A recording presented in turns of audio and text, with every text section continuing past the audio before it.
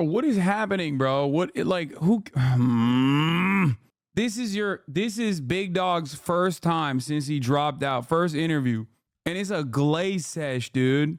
It is a glaze sesh about like utterly irrelevant nonsense.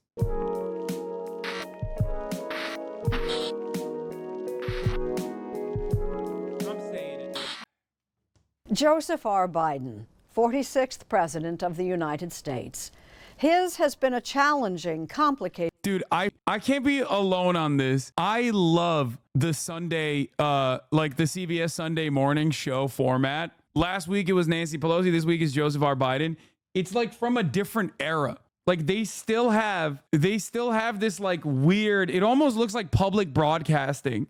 I don't know why. It's like they're stuck in the 90s for some reason, but it's awesome. It's for the boomers anyway. And I think it like helps people with dementia to feel like they're still in the 90s, which is the last time I suspect their brains were like fully functioning. But there's something, it's 60 minutes. It goes on for 60 years. No, that's what I'm saying. I love that. I love that aesthetic. It's so bad. It's so bad, dude. It's awesome. term of office, quite literally from day one. He's reflecting on the stakes for this election and on his legacy with Chief Election and Campaign Correspondent Robert Costa. We're living through history. We really are. Let's begin with your decision. You're at your home, Rehoboth Beach, Delaware, late July with your family, and you make this historic decision. Tell me the story. Well, look, the polls we had showed that it was a neck-and-neck race. Would have been down to the wire. But what happened was a number of... He's lying. Polls showed he was getting cumstered with no pathway to winning. Like, it was not a close race. My Democratic colleagues in the House and Senate thought that I was going to hurt them in the races. And I was concerned if I stayed in the race, that would be the topic. You'd be interviewing me about why did Nancy Pelosi say, why did someone, and I thought it'd be a real distraction, number one. Number two, when I ran the first time, I thought of myself as being a transition president. I can't even say how old I am. It's hard for me to get out of my mouth. And, but things got moving so quickly. So you did say that. That's crazy because liberals were gaslighting me for years. So he did say that. That's so odd because I remember him saying that and I kept repeating it and liberals would tell me I was wrong and lying and it was fake news, that he never said he would be a transitional candidate, that he would never actually be a one-term president. So interesting how the turntables here. What's that about? It's just odd. It didn't happen. And the combination was that I thought it was a critical issue for me, still is not a joke, maintaining this democracy. But I thought it was important because although it's a great honor being president, I think I have an obligation to the country to do the most important thing to do, and that is we must defeat Trump. I saw those images of your family in the Oval Office sitting just over to your left as you addressed the nation. They came up to you after the speech. What did you say to them? It's what they said to me. They said, my grandchildren call me Pop, my children call me Dad. And they said they were proud, and it mattered to me a lot. When I saw you with your family in the Oval, I wondered, is he thinking of Bo, too?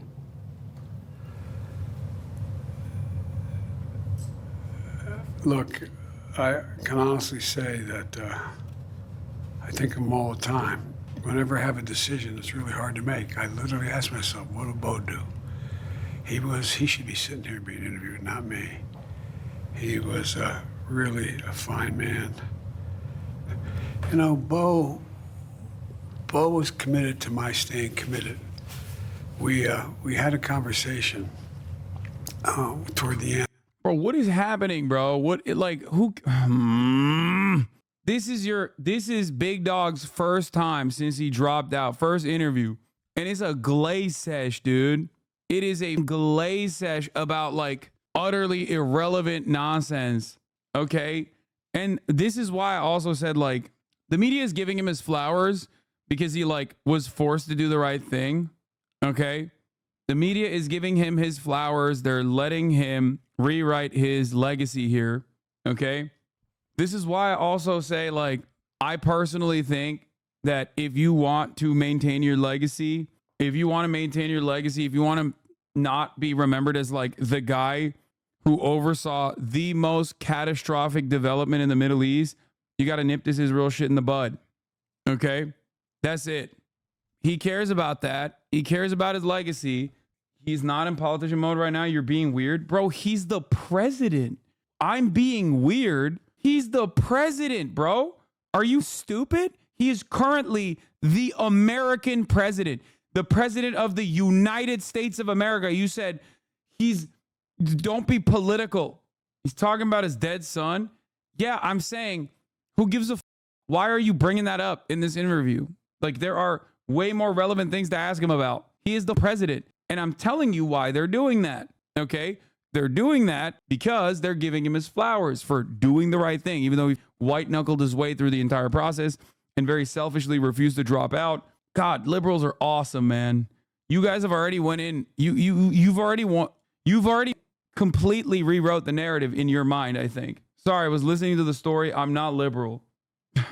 Like, the guy who you're fawning over, talking about this beautiful moment with his dead son or whatever as of 3 days ago, authorized $3.5 billion for Israel and 6,500 rounds of ammunition to ship to Israel. Israel then turned around and killed like 100 people praying in a mosque.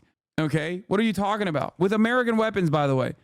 Like, that's insane to me. I'm sorry. This is my calculation on this has not changed just because he did the right thing, which, by the way, he didn't want to do anyway. And when we knew he wasn't going to live.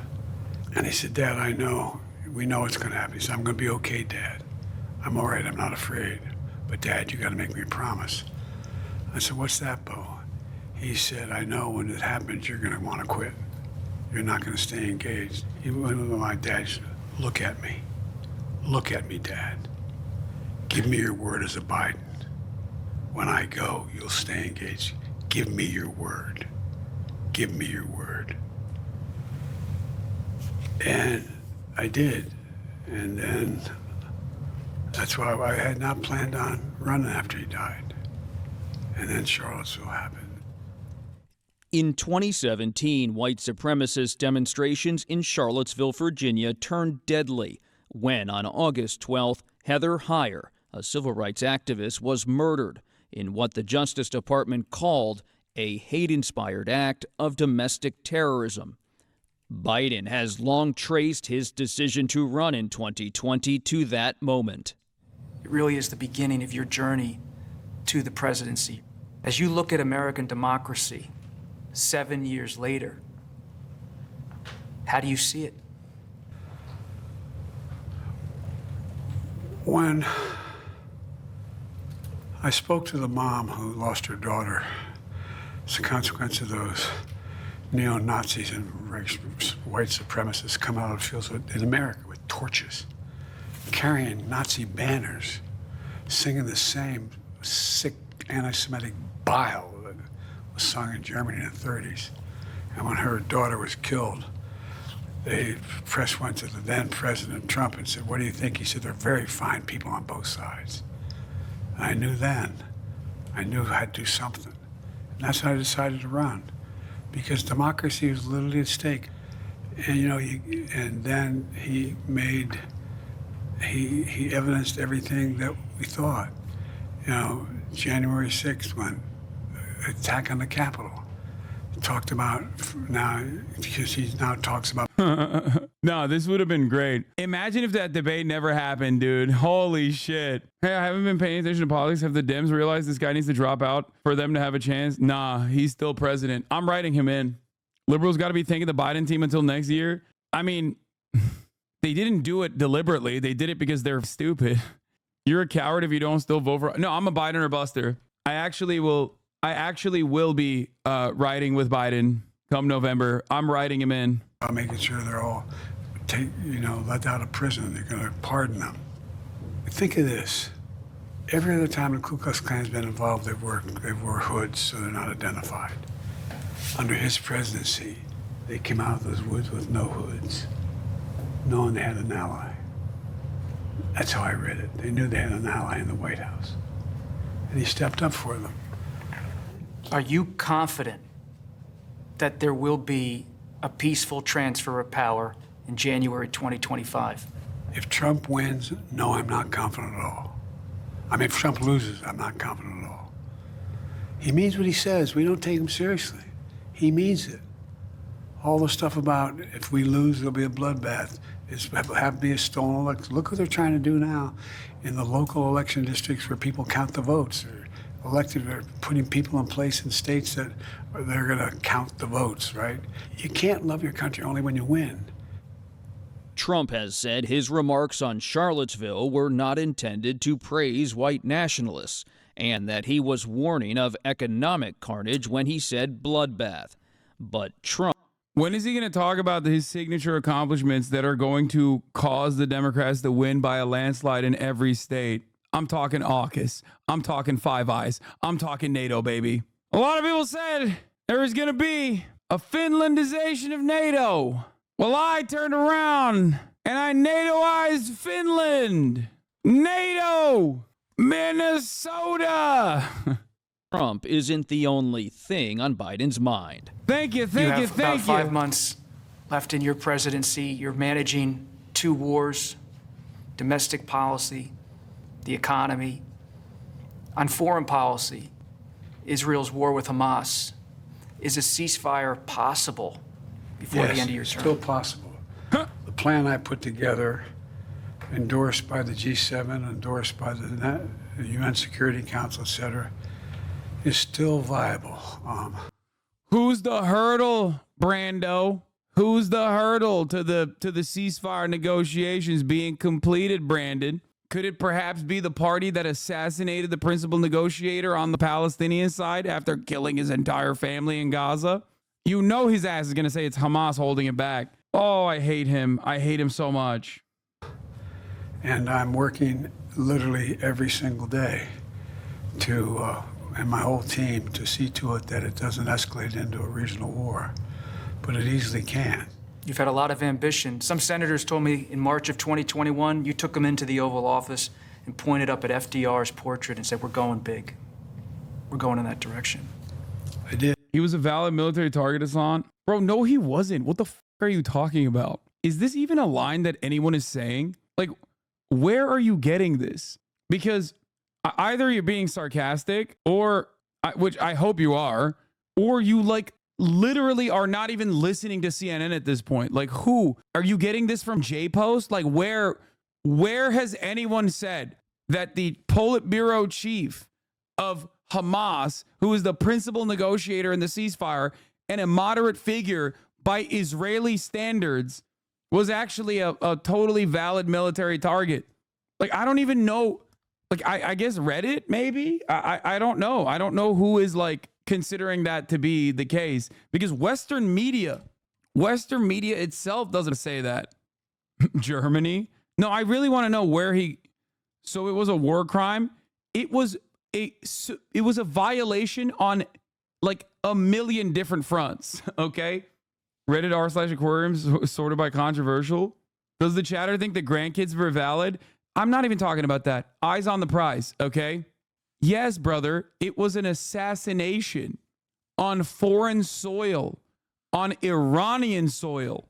Like, it's a crime in every capacity of the word. Israel can violate sovereignty of any country it wants. Is that really the way that you are operating here when you arrive at this? Explain to me where you heard that he was a valid military target, or why you think he's a valid military target. You don't have to apologize. I just want to know, because I'm legitimately asking. I am actually unironically curious. I want to know where this information is being disseminated from, and I want to know what steps you took to arrive at this conclusion. Like, you cannot kill a foreign diplomat and violate another country, a third country's sovereignty in the process. I thought anyone that oversees military operations are valid targets, even a president. First of all, he does not oversee the military operations, so you're wrong on that front. He's not even like a commander in chief. The Hamas military branch is totally separate from Politburo. Like he doesn't oversee the military operations at all. That's number one. Number two, he is a diplomat in this process. He is the principal negotiator. He is the principal negotiating party for the Palestinian side. He has sat in rooms with Israeli officials. But no, a person who oversees military operations are not valid targets either. Like, unless you're operating on whatever Israel does is good and whatever America does is good, but whatever anyone else does is bad. This motherfucker snoring behind me so goddamn loud. You can't hear her, but holy shit. You're about to lose the one Israeli watcher. My name is Yuval Moav. I'm 18 years old, and I refuse to be complicit in genocide. I'm expected to enlist today, and I'm going to refuse and go to military prison for an indefinite amount of התורה time. הקדושה אוסרת עלינו מלחמה, התורה הקדושה אוסרת עלינו צבא, אסור לנו להתגרות באומות. אנחנו צריכים לבוא ולהתפשר על מה שאפשר, כי העיקר זה החיים ולא המוות. You just saw all of the Hasanabi heads in Israel. All the Jewish Israeli Hasanabi heads in one video. Wait, what?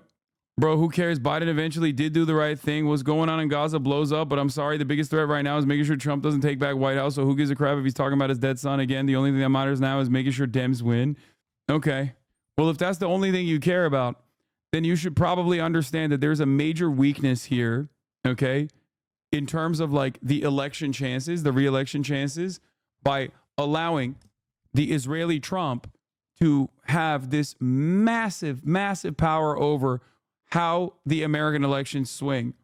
Because if they pull the American military into an escalated conflict by continuously doing whatever the fuck they want in the region, many Americans are going to very quickly run sour of the wishy-washy narratives that Kamala Harris is channeling whenever she talks about Gaza, whenever she talks about Israel and how to deal with Israel. Currently, it's not in the forefront of American consciousness. That will change if American soldiers are operating in the region defending Israel, okay? It's already started. There's already aircraft carriers in the area. Okay. Trump promised that UFC fighter to stop the genocide. Yeah, get the out of here, dude. He did not. And I think, and I'm not kidding, I think he thought the dude was asking, Khabib was asking not about Gaza, but about Ukraine. I'm not even kidding. Trump has consistently said he's gonna give Israel the tools to finish the job. Okay. There is no voting for Trump to end the genocide. You're out of your mind. Trump is besties with Benjamin Netanyahu. No, Hassan, Khabib was definitely asking about Gaza. I know Khabib was asking about Gaza. I'm saying that I don't think Trump read it as Khabib asking about Gaza. Nah, people yourself even have glazed over by the walls pick. Not enough hard stains, people. Yeah, that's precisely the reason why I have obviously stopped covering the endless atrocities in Gaza, as you know, and keep telling people to vote blue no matter who, and keep telling the protesters to shut the fuck up and not disrupt my Queen Kamala speaking. You know, that's why I do all of those things, right? Famously. I'm always doing that. Anyway, let's continue. We got JD Vance as well. And we have, with the great help of You'll do that next week when you cross the protest line? Yeah, dude, it's like, yeah, I know. That's what I will be doing when I operate at the DNC. You do realize that the DNC having me there, like allowing me to be inside of the DNC, is like having the protesters inside of the DNC. You know that, right? Like, you understand that? I think my position is pretty broadly known and broadly popularized at this point. Like, you have to be unimaginably delusional if you think that like I'm going to be crossing the picket line and not being committed to the plight of the Palestinians by going to the DNC. No joke, a bunch of Twitter left to say Trump is a peace choice and he would end the war. What is going on? Do they not know that means Glass Gaza? People, yeah. Zana says, see you at the DNC. Wow, I can't believe she's crossing the picket line. She must not care about the Palestinians. So All these new viewers think they're more left than thou. I know. It's always a fun and cute little thing. So one thing that I forgot what I was going to say. Never mind. I'm having a Biden moment. So many people. Look, democracy works. I was answering the question about Trump being a peaceful candidate. One thing you have to always remember. Listen to my words. Americans are so susceptible to marketing. Okay? Americans are incredibly susceptible to marketing. They are primed. To believe marketing. That's it. Americans especially are primed to marketing. So when Trump says he's the peaceful candidate, he's the dove, whatever, people want to believe it. People end up believing it sometimes. And it was very important to prove that it worked. I mean, look at what we've been able to do. We've created 16 million jobs. I mean, real new jobs. We've gotten around the brink of having the private sector invest over $1 trillion. $1 trillion in the American economy. One of the things I fought for as a senator a long time was to change the dynamic of how we grow the economy. Not from the top down, but from the bottom up. The idea of trickle-down economics doesn't work in my view. You're proud of this record. Will we see you out on the campaign trail for Vice President Harris? Yes, you will.